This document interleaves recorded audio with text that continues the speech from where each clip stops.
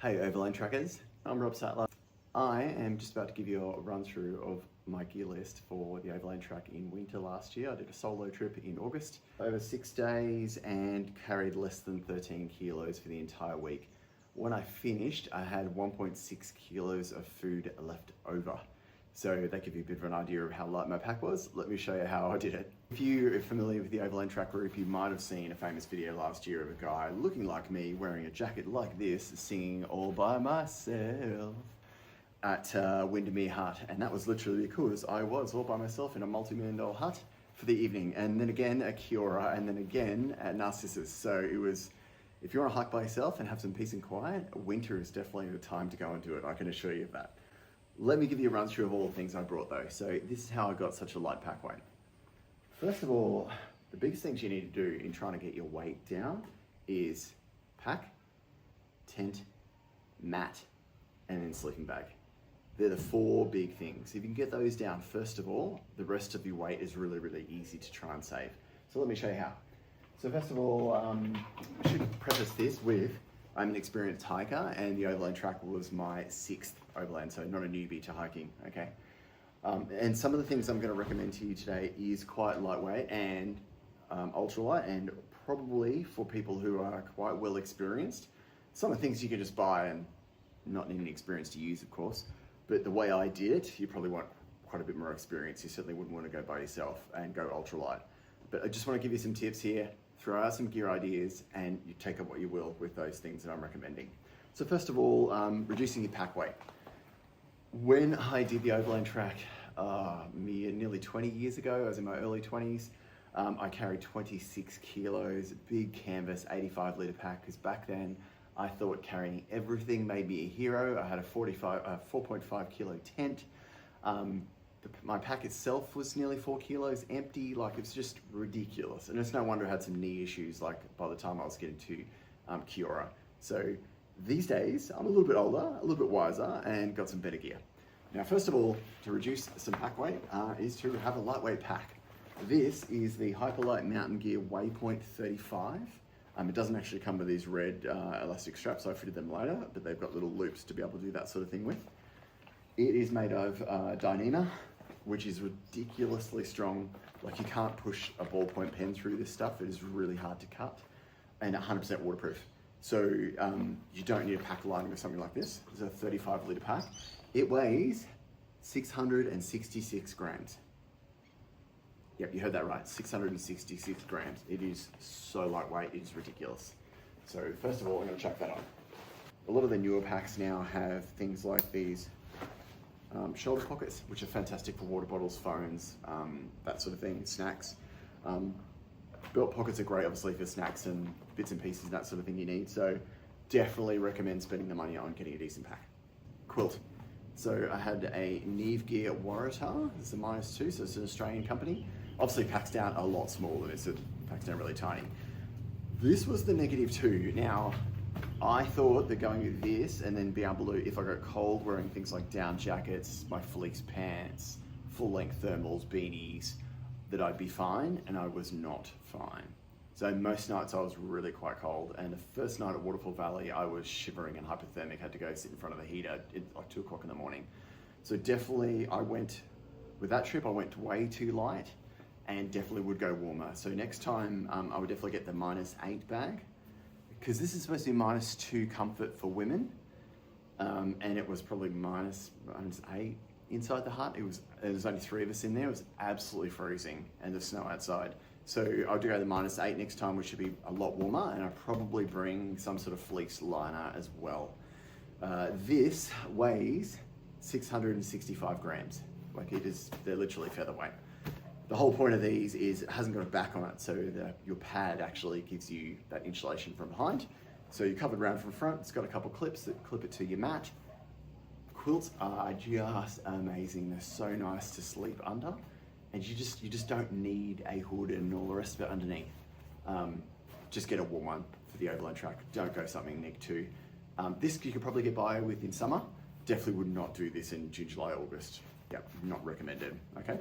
But Neve Gear, fantastic quilts, like I said, Australian designed and super lightweight, 665 grams. My sleeping pad died early last year. I didn't have enough time to order a new one. I borrowed my wife's Big Agnes Q-Core insulator. This is from like 2020, so you can't actually buy this model anymore. But to give you an idea, like that's 630 grams, full length for me. I'm 6'1".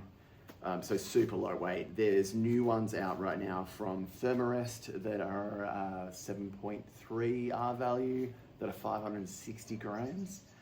Cedar Summit have got an XR3 or 7.2 rated pad, and it's like 750 grams. I didn't actually bring a tent this time. I actually went super lightweight and brought a Ultralight Mountain Gear ground cloth, so it's Dyneema, and I brought the tarp off my Hennessy hammock. Now together, with cords, they weigh about 500 grams. So all up, we're talking 2.46 kilos for bag, sleeping bag, quilt, tent, because I'll use my trekking poles, sleeping pad, and you're talking 2.46 kilos.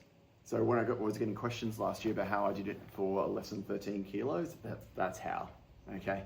Because by the time you've done all that and you've only used 2.46 kilos so far, you can put a lot of things in.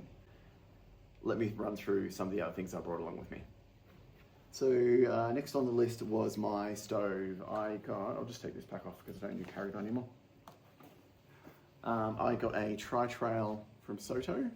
So this clips onto a gas canister. So one of your gas canisters you normally buy in a 4-pack, they're really light. I normally bring the round canisters and have some sort of screw-on type thing. The only thing is with those stoves is often when you fly into places, those sorts of canisters aren't necessarily that easy to buy. Whereas the 4-pack of your clip-on canister ones, the tall, slim ones, you can buy them everywhere, like hardware stores, service stations sell those things. And they're usually like $10 for 4 of them, rather than $10 for 1 of them, which is what you normally get with a round gas cylinder with a screw top. So this Soto stove I got when I was in Japan in January last year. It is inside my cook set, and that's the next thing I'm about to talk about. But the stove itself is 135 grams. They're about $100. So let me show you my kit. So this is the Evernew Titanium Mountain Cookware set. That is the Titanium Evernew kit. That's the 1.3 litre pot. Inside is the 900 ml pot. And together, these two, with their lids, weigh 245 grams. So lightweight, it's ridiculous. Now the only catch with these is because they're so thin, you have to be careful when you're cooking with them not to burn your food. Okay, but that's the Evernew pot set. The Soto stove is in here, and that all fits inside nicely. And there we go, I'll look that up. There is the titanium stove. So it has got 3 pot stands. You screw your tall canister straight into there, click it in. It's got its own piezo lighter, so you don't need to carry a lighter with you, although I carry one anyway just in case. Full micro regulator, so regulated stove pressure, so that it'll run right through a very empty cylinder. This thing runs like a furnace, but it can also run like a candle as well, so absolutely fabulous stove. And like I said, that's what, 130 grams? Like so lightweight, it's crazy. One thing I've done with my kit is, the last few times I've been to Tassie, is I've had a pot cozy. So this one here is literally like a sunshade off the car. And I've cut it, got some aluminium tape, which is easy to buy from a hardware store. You wrap it around your pot, cut a base for it, and then tape it up, and away you go. The cool thing about that is when you've just spent all that energy and all that gas boiling a pot of water or cooking your dinner, you don't want to then put it on an icy cold surface. You want to be able to put it somewhere and keep it nice and warm. So these are fantastic for that, because you take it straight off the stove, you can go straight in here, it doesn't melt it because they're aluminium covered.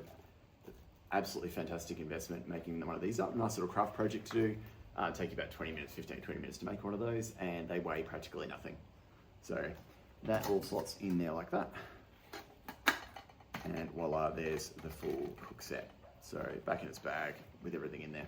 Oh, now a cool new piece of gear that I've never had before, but I've wanted for ages is, if I can find here on my setup, is this. Now I know everyone's gonna go, it's a bum bag. Yeah, okay, I get that. I wouldn't normally wear this in public, right? But hiking, totally fun. Cool thing about this bum bag, it is by again, Hyperlight Mountain Gear. So it is Dyneema, it's waterproof, it's got waterproof zips, super lightweight. It weighs 124 grams and it's got 2.5 litres of capacity. But inside there, I had snacks, all med stuff, my Leatherman tool, my little one, tissues, cords, a pen, hand sanitizer, Voltaren, you know, Panadol, Nurofen, all that sort of stuff, all there. But the great thing about it also is it has got a strap at the back. It's got a loop all the way through. So what I did was, I got my waistband from my pack and fed it through here like this. This is a lot easier on trail. I'm just making it look awkward because I haven't done it for a while. Take a big deep breath in, clip, and done. The great thing about this setup is when you're walking, you've got water in here. This is just a Powerade bottle that I got from, you know, Coles or whatever in Launceston. So that's my drinking bottle for the day. And then I had a larger 1.5 litre Powerade, not with Powerade in it, with water in it, in the side just for top-ups, because you don't really need to carry 2 litres. It's like heaps for Overland track, even in summer, unless you drink a lot of water or it's really, really hot. But in winter, like 2 litres was heaps and heaps and heaps. But the good thing about this setup is phone, which obviously I'm filming on, would sit in here. Water bottle. You've got your little bum bag here with snacks, bits and pieces in here. You've got more snacks in side pouch. I had my EPIRB in this one. Like, you don't really need to take your pack off all that often because everything is all accessible. Just makes life easier because every time you've got to like unclip and drop a pack down, unless your pack's really heavy and you actually want to take it off, it's just exhausting. So this type of setup was super easy. Some of the other things I brought, Thermarest Z-Seed, which is, yeah, a lot of people have these.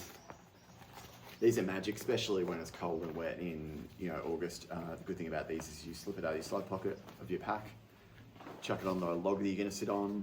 It's also nice in the huts, you don't have to sit on the cold bench seats as well. You just put this down and sit on it. Happy days. 60 grams. There you go, for one of those.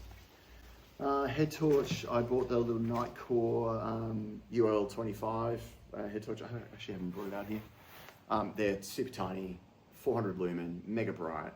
They are like 47 grams, about 70 bucks. They charge USB-C. Happy days, like just light up the world, and they weigh nothing and last for ages. So, and charge off your battery bank. Chuck that in as well. I usually have that in here, so it's handy. What other things did I do that was light? Kathmandu rain jacket. This is the Trailhead 2.5 layer rain jacket. It weighs practically nothing. Super high water resistancy. Pit zips as well, so nice for venting. You don't get too hot in this thing, but again, it's a super light shell, so it was fantastic to wear. And high vis being orange, that was good. One of the biggest questions I get from people are about whether to wear boots or joggers. You don't really need boots. Go for a pair of lightweight joggers if you can. You can get Gore-Tex ones, but they'll technically get wet through because at some point you're going to get water in them, and then the water won't get out of it because it's obviously it's lined, right? So what I did instead was these are sealskins socks, so they're Gore-Tex socks. So you have a light pair of running socks on, Gore-Tex socks over the top, and then just give me 1 second, I'll grab my shoes. So these are the shoes I wore. They are the Asics Trabuco Max 4s. Not too bad grip on them. I had a pair of Yak Tracks, Strap-on Yak Tracks, sorry, for the ice and snow. Definitely need a pair of those for the snow. I destroyed mine, they're about 15 years old, so they got binned in Hobart. But definitely get a pair of Yak Tracks or some ice spikes. But these are like super light, super comfy, and obviously well insulated on the bottom, so nice and warm. Between that and your Gore-Tex socks, my feet didn't get cold, and I was walking through snow most of the time. Nice lightweight set of gaiters. These are Kathmandu Gore-Tex gaiters. They're nice and light. They don't weigh anything. They're a bit old now. They're probably 10, 12 years old, but fantastic. So that across the top, and voila, like you could. So these are the Black Diamond Distance Carbon Z trekking poles.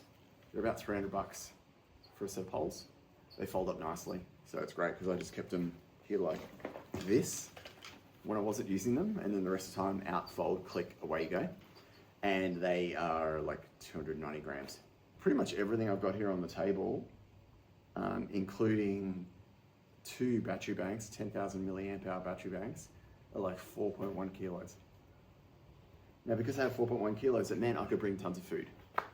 And it also meant I could do things like coffee maker. So this is my Wakako Coffee Express pod coffee maker. This thing alone is like, I don't know, 350 grams. It's not exactly lightweight, it's small, but it means you can make pod coffee, espresso coffee every morning. It was nice.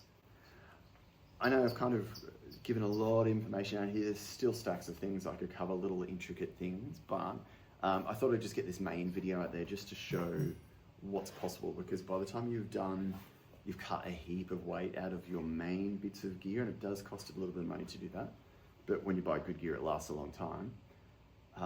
Your body feels better, you walk faster, you can pack more food in, you can bring luxury items like dark chocolate and some drinks or something if you want to as well, and enjoy your hike more. So I hope some people really found this helpful, and any questions, just throw them in the comments here. Happy to answer them, and safe travels on the Overland track this year. Cheers.